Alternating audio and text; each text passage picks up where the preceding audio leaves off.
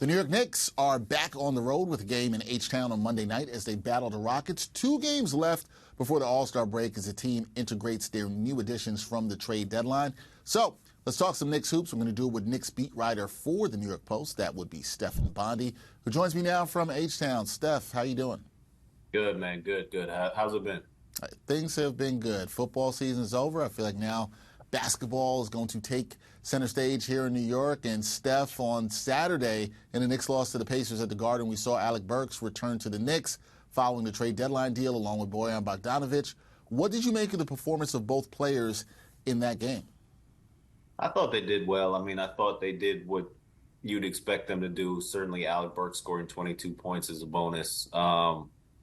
But the big question there was the defensive concerns of the entire team and the lack of center depth with everybody injured. And, that became the prevailing theme of the game that they lost. These guys are coming in to provide an offensive boost. That is why they're here. They're shooters. And the Knicks need to be whole again before you can look at the entire team and say, well, this is the team that we project could possibly go to the conference finals.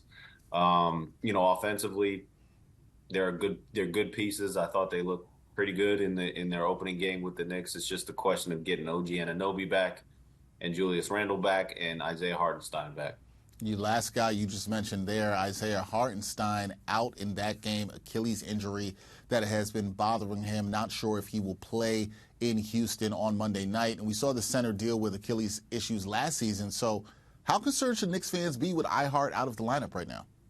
Yeah, I mean, it's tough to say. It's definitely a lingering issue. I mean, I had talked to him before the season, and he said he skipped out on playing for Germany partly because he wanted to rest up that Achilles. That Achilles had been bothering him heading into last season, and it was the reason that he said on the record, it was the reason why he struggled to start last season before it eventually started feeling better.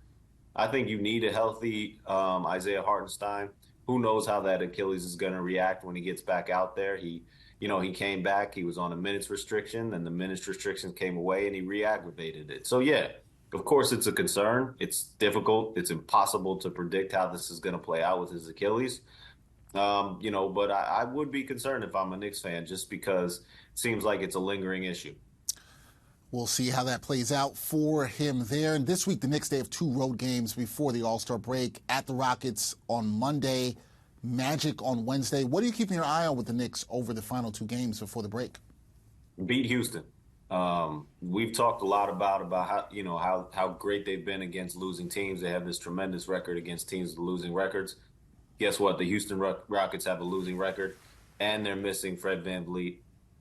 Cam Whitmore is out. Obviously Fred VanVleet is the big name. This is a game that they can win, that they should win.